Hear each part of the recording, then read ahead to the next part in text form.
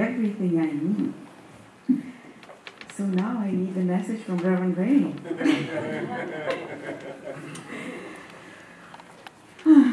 Ray is not our guest speaker, as I told you. We love Ray. We have him as often as we can. And it is always hard kind of to introduce Ray, but because we have new people here, I'll read some facts. Dr. Raymond Anderson is a man of many talents, disciplines, and areas of expertise, and has been called a modern Renaissance man. He has earned 10 degrees in a variety of disciplines. 4 of those degrees are doctoral degrees. He also holds several certifications and skills that have no particular certification for, and that we will be witnessing. Currently, he is actively living a sacred life, doing what he loves to do. I think this is the main characteristics.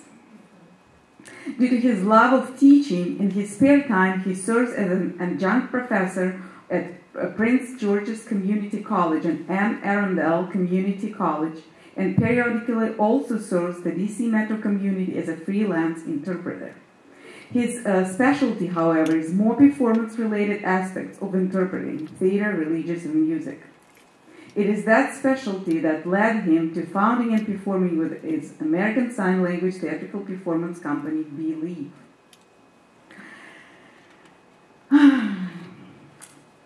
I want to say that, I can give you lots of facts, but I was thinking, what is Reverend Ray for me? And he's the greatest entertainer, one of the greatest entertainers you can meet. And it's not very often when this entertainment comes not only to your mind, but also to your soul. So I would like to introduce you the soul entertainer, Dr. Reverend Raymond Anderson.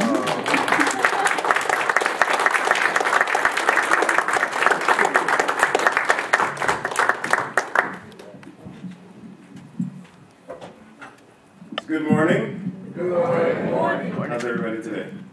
Great. So, Saturday morning, there's a little house over here, right? And the bird feeder falls on the ground, and so Mama Bird and her little birdie babies decide that they're going to go, feast. Like, it's easy pickings. But the cat spots them. Easy pickings.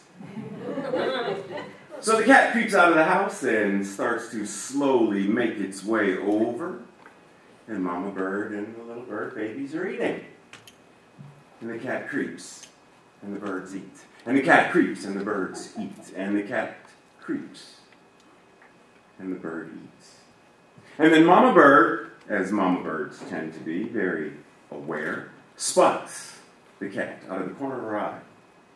As the cat approaches, Mama Bird steps between her babies and the cat. She puffs up her chest, raises her wings.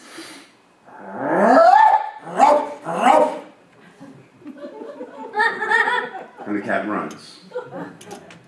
Mama Bird turns and says to her babies, "Now do you understand why learning a second language is important?"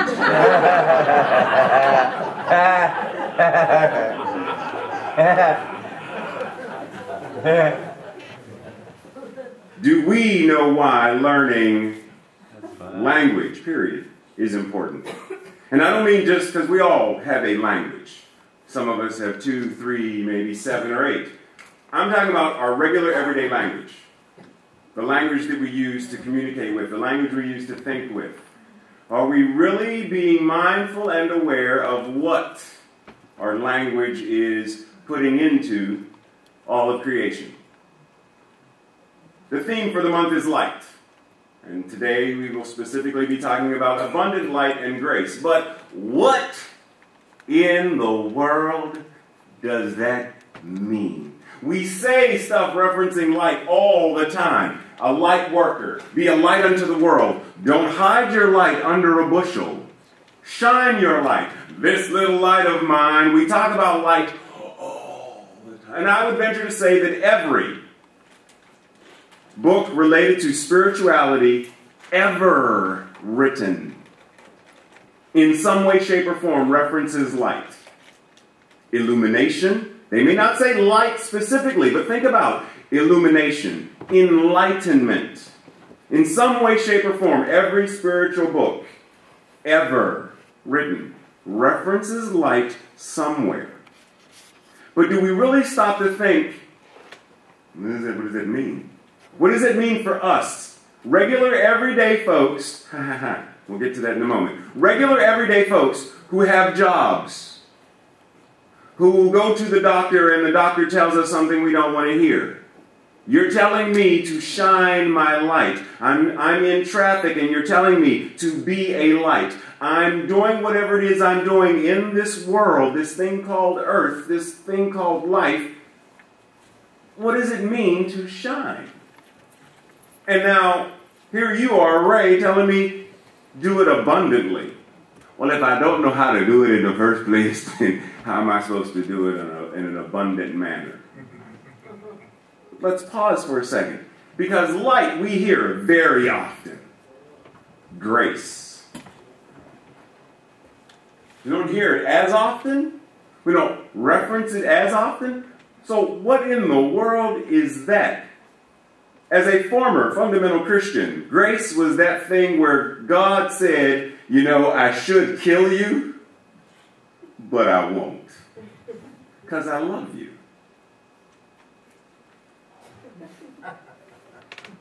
Excuse me, what? You should do what, but you love me so you won't? What? That was grace. Saved by grace. Sinners saved by the grace of God is what I learned, what many of us learned. But what does that mean? You know, I find it funny that, we have different translations of the Bible, right? So you have King James and the New American Standard and the New International Version, etc., etc. It's funny that in the King James Version, light is referenced in the Old Testament 177 times.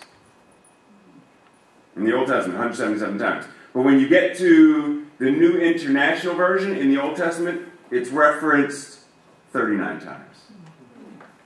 Sorry. Yes. Why? Why do we reference love, grace, less as the translations change? If we believe that when we speak about something, we create it, then why do we talk about it less? Is that why we have less light and grace in the world? Because we don't talk about it? So Ernest Holmes says in Love and Law, very interesting fact here. He says, people ask me, what method do you use for demonstration? I give but one answer. I know of no method except the Word. The Word is what everything comes from, the power behind everything, and that is all there is. The Word. What word are we using in our regular everyday speech? Is that why we are not manifesting the life that we desire to manifest? You know, it's one thing to talk about politicians, and it's one thing to talk about what's going on down the street. It's another thing to talk about what's going on next door. What's going on right here? What's going on within me at this present moment right now? Am I being a light? So let's go back. What does that mean? Anybody in here know famous artist Salvador Dali? So Salvador Dali said, do not fear perfection. You will never reach it. Now, pause for a second. Ram Dass says, when you're in Detroit, you have no need of catching a bus to get there. If you meet the Buddha on the road, kill him. Yes, famous Buddhist quote. If you meet the Buddha on the road, kill him. Now, why? Why do we say that? For the same reason Salvador Dali says and Ram Dass says, because if you're looking outside of yourself for whatever that is, you're looking in the wrong place. So if I'm, to reference, so Melinda's following me, if I'm walking down the road and I see the Buddha, it's not the Buddha that I'm seeing. Because the Buddha can only be right here. Christ consciousness can only be right here. I can only see through the eyes that are being it. Namaste. I can't see the divine in you if I'm not seeing it in me. I can't acknowledge and recognize your light if I'm dimming my own. What would happen if we changed the words to this little light of mine? Why is the light little? If you are all of creation in the form called you, how little can your light be? Why isn't it this magnificent, illuminated, brilliant light of mine? I have no choice but to let it shine. That's the raga. 2 minutes to long. That doesn't stand. Why not? I got you. But Amy's a master at this thing. Amy can change it. Erase this, add another bar. Yeah. What would happen in our consciousness if we changed the manner in which we spoke and understood what that means? Why does Marianne Williamson say, it's not our darkness that most frightens us. It's our light. It's the fact that we are greater than we can even imagine that scares the living bejesus out of us. I almost said something else. It scares us. Because we know that the moment you know that you are it, the moment you know that you can speak into your life wealth and abundance and health and all of this bliss, that the responsibility falls on us. There is no more you and you and you have to do for me. It's me. How dare I tell you what to do with your front porch when I'm not taking care of my own? I have to take care of what's going on in my consciousness. Focus on what I'm doing or not doing. That's how we shine. Serve. Who and what you are is God. Serve. Every time you give a hug to someone, you're shining. Every time you smile, you're shining. Every time you laugh, you're shining. When it's coming from a place of authenticity, not laughing at someone. You know the difference between laughing with and laughing at. When you are authentically laughing, welling up with joy, you're shining. You are letting the God source of all that you are flow out. Every time you hold the door for someone, every time you say thank you. One of the things I said recently, because we had Thanksgiving, and I said, I don't do Thanksgiving anymore. I do thanks living. I want my entire life to be a representation of gratitude. I don't want to just have Thanksgiving in November. I'm going to have thanks living every single day I'm alive. I want to be grateful for everything. I want to get to the point where I don't need to forgive anybody because I am so that there's nothing to forgive. That it's not possible for me to be offended because I am so full of light and love that offense says, oh, let me leave. That it doesn't even come into my presence. That's what I'm aiming for. That's what I think this whole thing about being spiritual, being light, that's what I think it means. Being the I am. Being the I am does not mean I am whatever this insult says. I'm not that, so what am I? I'm light. Why am I light? Because that's all there is. God is all there is. Grace. Well, what does that mean? How many of us as children were taught to say grace before you ate? Why? Why did our parents teach us to do that? Tell us to do this, force us to do that. Why? What was the purpose of saying grace? To recognize where our gifts came from. To recognize where gifts came from. Be thankful. To be thankful. Anything else? Gratitude, that's it. Gratitude. Okay, so who had a cup of coffee this morning? Did you say grace when you received that cup of coffee? Oh yeah, totally. How many of us say grace as we're starting the car? How many of us are grateful? Why not? Don't just be grateful for food. Be grateful for the fact that you went to TJ Maxx and they have the jeans that you want in your size. Say grace. Why not? Why not? Don't just say grace. Why not thanks living? Why not be grace? Be grace in motion. How many times do we say, and I don't hear it often referenced for men, which I think we should, but that's just me.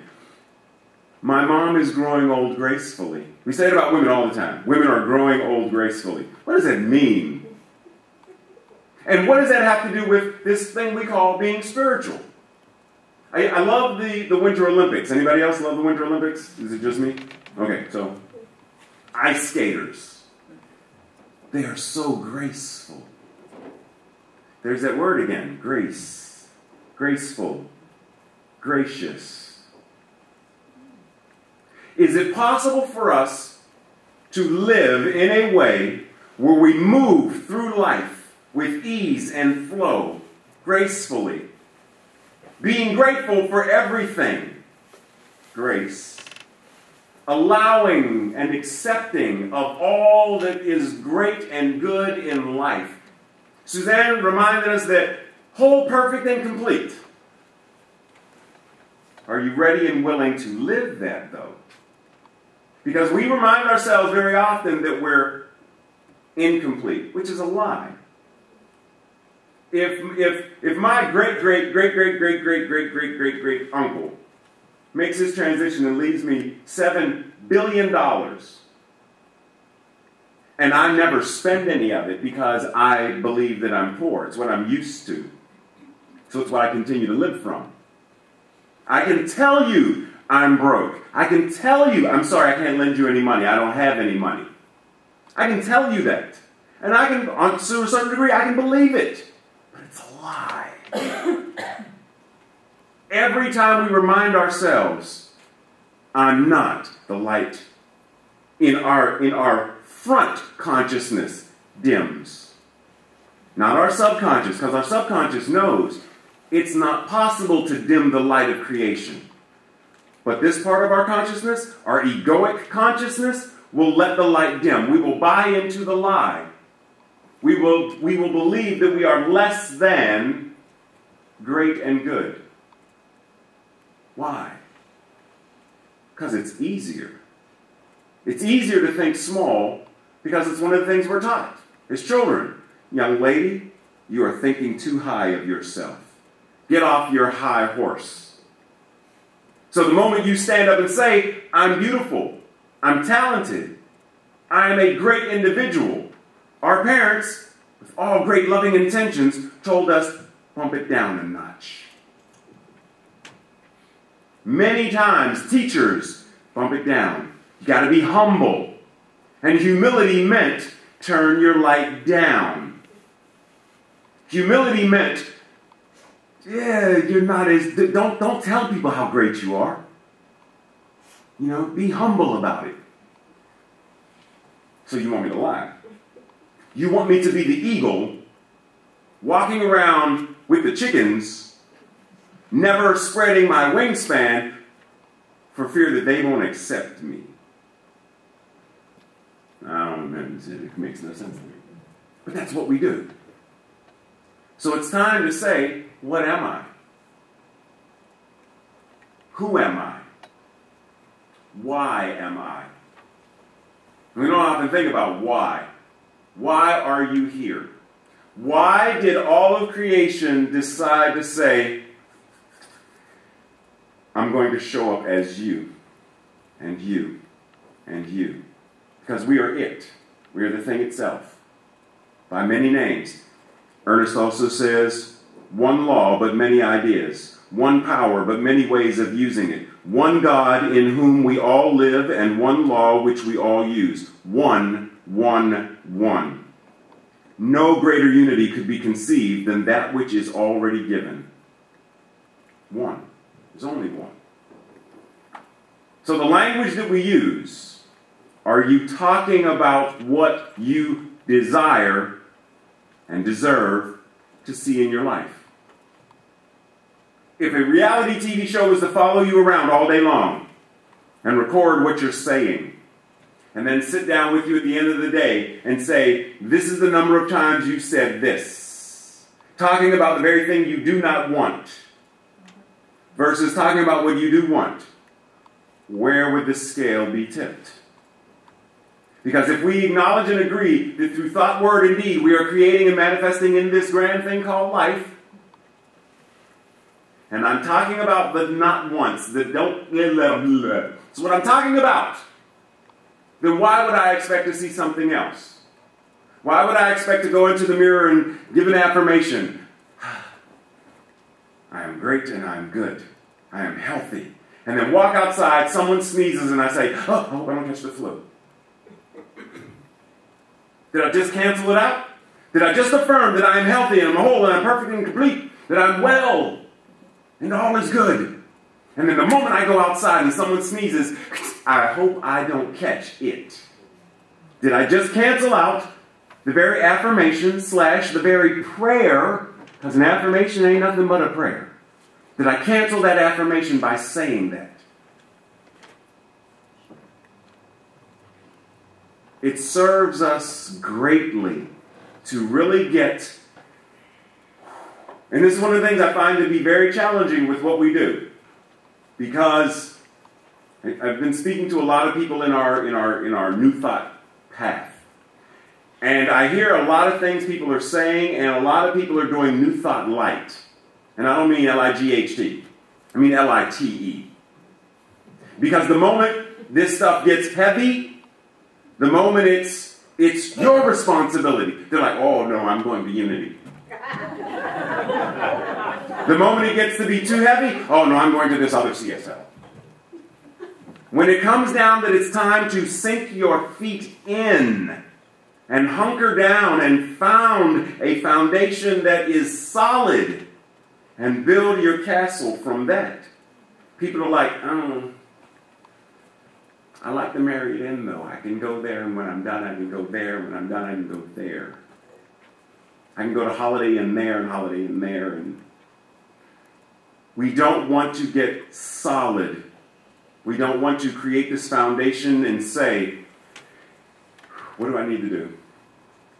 How do I become this metaphysician, this mystic who is able to create love everywhere in my life? Peace, joy, bliss, everywhere in my life. Health and well-being, from the top of my head to the soles of my feet, from my skin to my bones, my blood, and every cell of my body. How do I do that? How do I make my consciousness go out into the world so that I transform my neighborhood and my city and my nation and my planet? How do I send enough love to the people who call themselves terrorists and say love is far more powerful than fear, and transform them because I know for them who and what they are, even though they don't know? What do I need to do? I don't care what politician says what. What do I need to do? I don't care what minister says what. What do I need to do? I don't care what teacher. What do I need to do? How do I manifest light, love, joy, grace in this world? That's the challenge. And it starts with the words we speak. Start talking about it. You want to see it? Talk about it. Have conversations about it. Meet friends over dinner and talk about it. Talk about the love of the world. Talk about the peace in the world. Talk about the joy in the world. Don't just wait for Christmas and talk about joy to the world. Don't just wait for Valentine's to give somebody flowers. Spread the love, spread the joy, spread the light, the grace now. It's already who we are. It's already what we are. You're already it. You're already whole. You're already perfect and you're already complete. Live that. And so it is. So it is. So I'm like,